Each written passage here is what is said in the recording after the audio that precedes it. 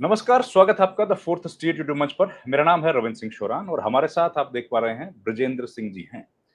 ब्रजेंद्र सिंह पूर्व नौकरशाह हैं और पूर्व सांसद भी हैं। अभी कांग्रेस पार्टी के राष्ट्रीय प्रवक्ता के तौर पर अपनी जिम्मेदारी संभाल रहे हैं। तो इनसे बातचीत करेंगे प्रदेश की राजनीति के बारे में, प्रदेश की पॉलिटिक्स और सबसे अहम जो अभी हाल ही में खुलासे हुए हैं। राहुल गांधी ने जिस तरीके से अलग-अलग किस्म के आरोप लगाए हैं चुनाव आयोग, क्योंकि चुनाव आयोग के एक विक्टिम के तौर पर हम लोग देख सकते हैं ब्रजेंद्र सिंह को भी। इनका जो चुनाव था बहुत कम वोट से उसमें हार जीत हुई और उसके बाद वो पिटीशन हालांकि इनकी पेंडिंग है, लेकिन जो हार जीत हुई वो शायद उसका नतीजा आ सकता था अगर इलेक्शन कमीशन के जो अधिकारी थे वो लोग ठीक तरीके से काम करते तो। खैर, बातचीत की शुरुआत करते हैं। सर, आपका बहुत बहुत स्वागत है। नमस्कार शोरान साहब। आपने समय दिया sir, thank you so much. बहुत थैंक यू धन्यवाद। For having. सर, शुरुआत मैं इसी से करूंगा कि राहुल गांधी ने जो बातें कही हैं वो बातें आप जब अपने हरियाणा में अगर हम लोग उनको देखें तो आप उनसे अपना राब्ता बना पाते हैं? सही कह रहे हैं वो हरियाणा के हिसाब से? नहीं देखिए, राहुल जी ने जो बात की है वो सिर्फ किसी एक प्रदेश विशेष की नहीं है। उसका उसका जो असर है या जो उसके ऊपर कार्रवाई होनी चाहिए वो देशव्यापी होनी चाहिए। और आज के दिन इस टेक्नोलॉजी के ज़माने में ये कोई ज़्यादा मुश्किल चीज़ नहीं है करना। ये तो इलेक्शन कमीशन ने अड़चने अड़ाई हुई हैं हर जगह पे जानबूझ के, क्योंकि अब तो बिल्कुल ऐसा प्रतीत होने लग गया कि वो बहुत कुछ है जो वो छुपाना चाहते हैं, बहुत कुछ है जो वो देश की जनता के सामने नहीं आना देना चाहते। बहुत सी ऐसी चीज़ हैं जिससे पूरी जो हमारी लोकतांत्रिक व्यवस्था है, जिसका आधार हमारे चुनाव हैं, और चुनाव जैसे आपको पता है चुनाव का आधार एक साफ सुथरी इलेक्टोरल लिस्ट या इलेक्टोरल रोल होना है। तो उन सभी चीज़ों के ऊपर एक एक प्रश्न चिन्ह खड़ा होता है। जो महादेवपुरा का जो उदाहरण जिसके ऊपर कांग्रेस की एक रिसर्च टीम ने करीब 6 महीने काम करके इतनी मुश्किल से ये तथ्य उजागर किए हैं, उसको सिर्फ आप एक महादेवपुरा या बैंगलोर की एक लोकसभा कॉन्स्टिट्यूंसी के हिसाब से ना देखें। वो एक पायलट प्रोजेक्ट की तरह लिया गया था, क्योंकि कोई भी पॉलिटिकल पार्टी या कोई भी और रिसर्चर या रिसर्चर्स की टीम इस तरह के डेटा के साथ बड़ा आकलन या बड़े बड़े इलाके का या एक पूरे प्रदेश का वो नहीं कर पाएंगे। उसके लिए तो आपको डिजिटल कॉपीज चाहिए या मशीन रीडेबल ही कॉपीज हो जाएं कम से कम। इलेक्शन कमीशन वो भी देने से मना कर रहा है। और देखिए लेटेस्ट क्या है, तो आप सोच के देखिए, सुप्रीम कोर्ट को भी मना कर दिया उन्होंने, बाकायदा लिखित में मना किया है कि हम जो एसआईआर बिहार में कर रहे हैं उसमें जो नाम काटे गए हैं उनकी हम लिस्ट नहीं प्रदान कर सकते। अरे ये पब्लिक डॉक्यूमेंट है। आपने आपने 65 लाख से ऊपर नाम काट दिए और आप कह रहे हैं हम उनके नाम भी साझा नहीं करेंगे आपके साथ, और नए नाम क्यों नहीं जोड़े गए हैं वो भी साझा नहीं करेंगे, उनके कारण क्या हैं वो भी साझा नहीं करेंगे। मतलब ये उद्दंडता है। ये कोई ये कह देना कि जी ये संवैधानिक एक एक संस्था है और उनके अपने अधिकार हैं, नहीं, ऐसा नहीं है। ये संवैधानिक जो संस्था है ये देश में लोकतंत्र को जीवंत रखने के लिए है, लोकतंत्र सही पटरियों पर रहे उसके लिए है। और जिस प्रकार से इनका बर्ताव है, मेरे को तो अब तो बहुत हैरानी होने लगी, क्योंकि मैं भी शुरू में उनमें था स्केप्टिक्स में। जब ईवीएम की बात होती थी तो मैं भी हमेशा, मेरी लाइन यही रहती थी कि भाई जब तक किसी चीज को आप प्रूव ना कर सको तब तक उसके बारे में उसको एक हद से ज्यादा आगे नहीं ले जा सकते।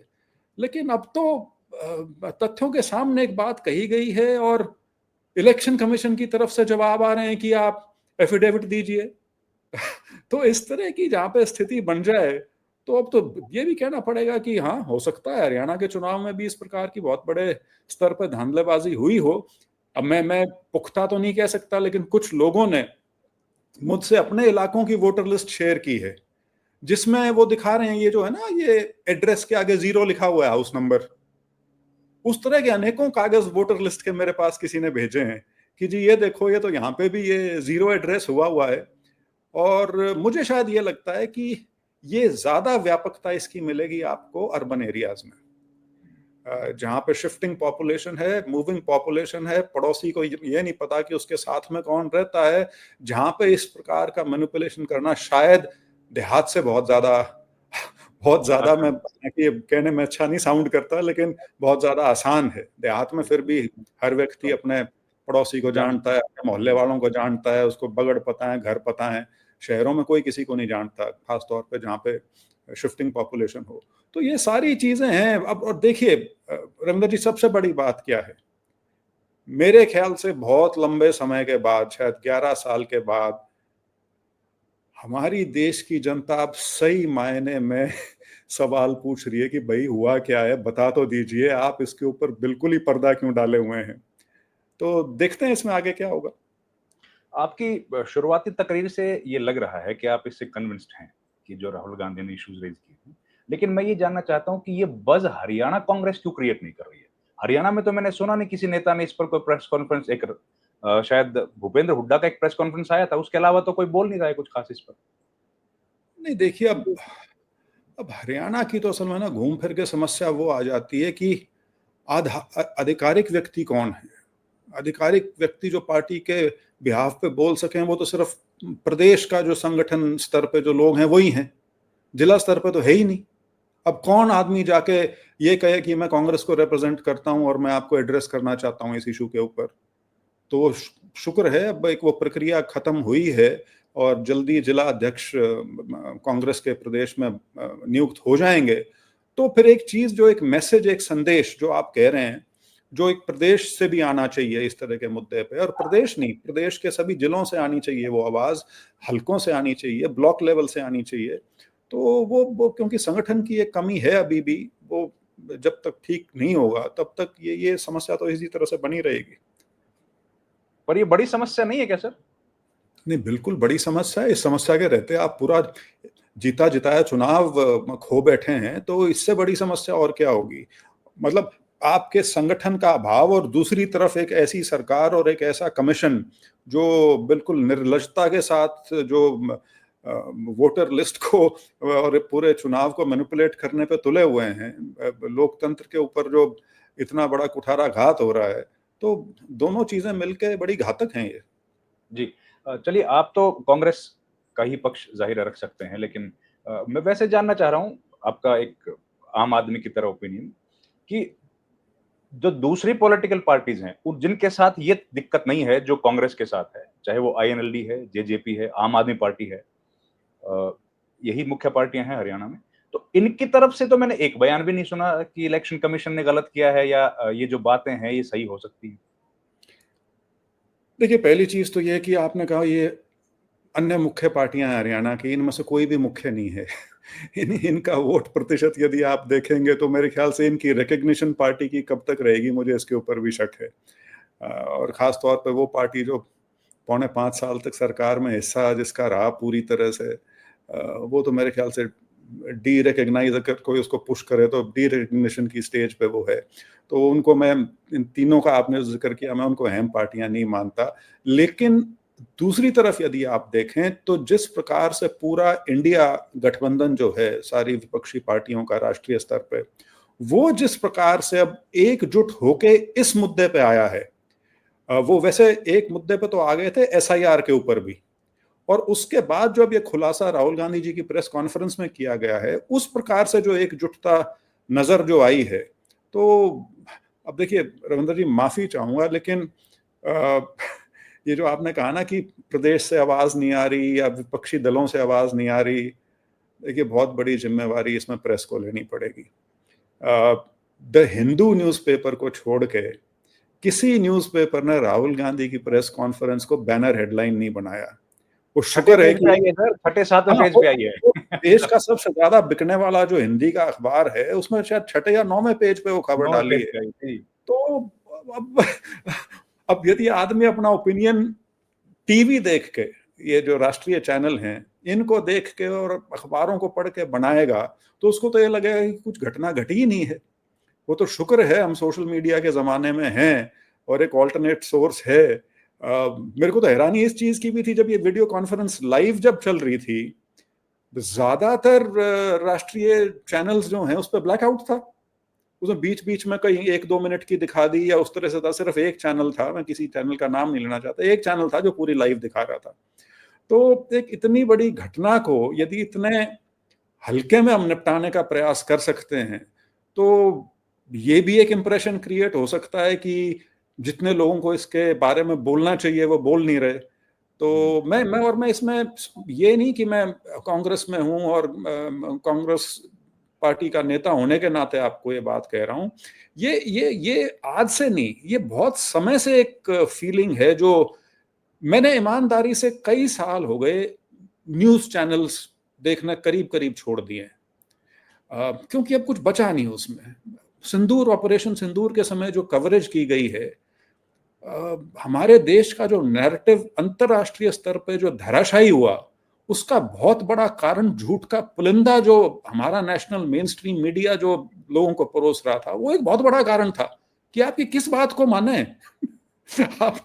तो वही परिस्थिति कुछ इस पे बनी है। लेकिन सोशल मीडिया में जिस प्रकार की ट्रैक्शन इसको मिली है, जितने लोगों ने इसको देखा है, मेरे ख्याल से 15.5-16 करोड़ लोग इसको सोशल मीडिया के अलग अलग प्लेटफॉर्म्स के ऊपर देख चुके हैं।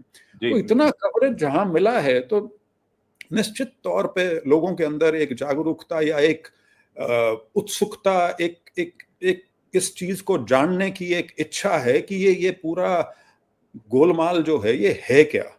और मुझे लगता है ये आगे आगे बहुत जोर पकड़ेगा, बहुत जोर पकड़ेगा।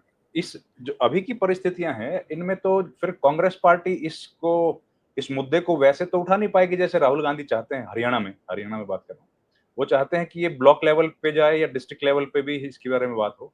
लेकिन आप लोगों का तो अभी संगठन है नहीं, और संगठन की गैर हाजिरी में कोई लीडर भी है नहीं।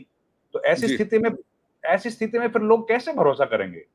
हरियाणा के लोग, देखिए एक मिनट सर, एक सेकंड मैं पूरा कर लूं। क्योंकि हरियाणा में सबसे ज्यादा अप्रत्याशित नतीजे आए हैं, मुझे लगता है महाराष्ट्र, मध्य प्रदेश से भी ज्यादा। और उस पर भी अगर हरियाणा के लोगों को कांग्रेस पार्टी कन्विंस करने की कोशिश ना करेगी, मुझे लगता है फिर कांग्रेस का तो फेलियर है ही सर ये।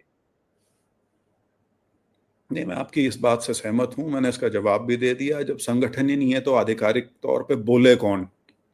लेकिन हमने अपनी तरफ से एक छोटा सा प्रयास जरूर शुरू कर दिया है। शुरुआती तौर पे 15 हलके हमने आइडेंटिफाई किए हैं और हम उसमें कांग्रेस का मत लेके जाएंगे। 3-3 हलकों की हमने एक योजना बनाई है। 20 तारीख से शुरू करेंगे 13 सितंबर तक, और उसमें यही जो जितने बड़े बड़े मुद्दे हैं, चाहे वो प्रदेश के हों या देश के हों, वो कांग्रेस के प्रति जो लोगों की निष्ठा है या जो नए लोग जो जुड़ना चाहते हैं, उस नाते हम ये चीजें उनके बीच में लेके जाएंगे। उम्मीद है तब तक या उसके कुछ समय बाद ही हमारे जिला अध्यक्षों की भी नियुक्ति हो जाएगी।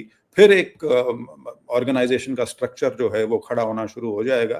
तो अब बाकी देखिए, हरियाणा के नतीजे ज्यादा चौंकाने वाले, अप्रत्याशित इसलिए प्रतीत होते हैं क्योंकि हरियाणा में जीत जो थी वो अंग्रेजी में कहते हैं ना, फोरगॉन कंक्लूजन था कि कांग्रेस जीती हुई है।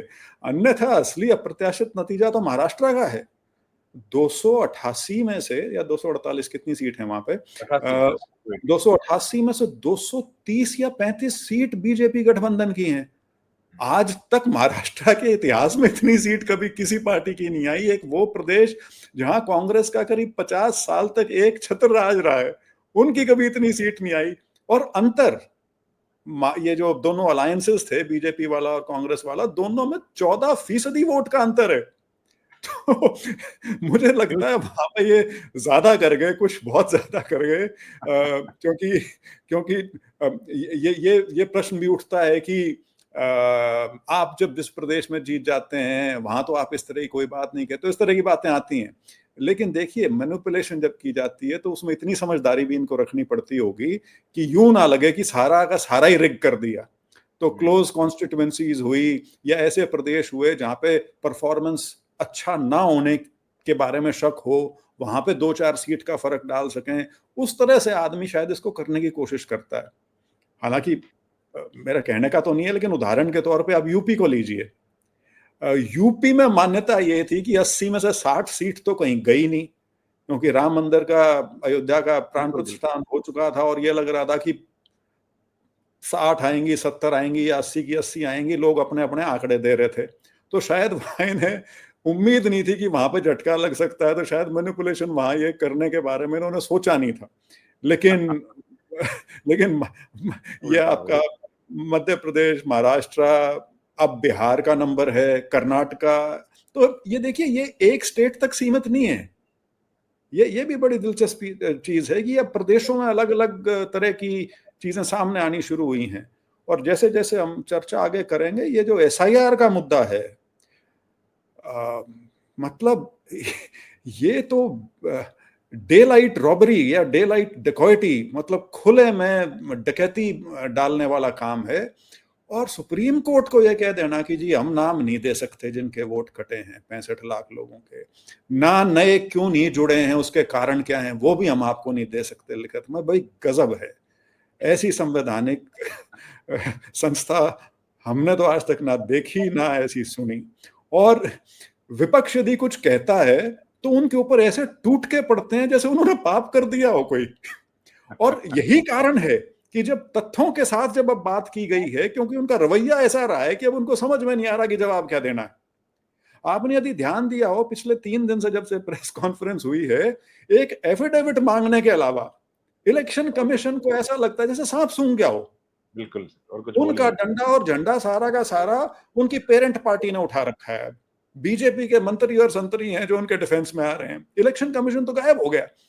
बड़ी बड़ी स्टेट हैं कई, वहां से उन्होंने अपनी वेबसाइट ही हटा ली, रादर वेबसाइट क्लोज कर रखी है। उनसे आप डेटा लेना चाहें, डेटा नहीं डाउनलोड कर सकते। तो मतलब मैं इसको, मन तो मेरा है कि कहूं कि हास्यास्पद स्थिति है, लेकिन ये हास्यास्पद नहीं है, बड़ी त्रासदी वाला एक माहौल है जो इस देश बना दिया गया है।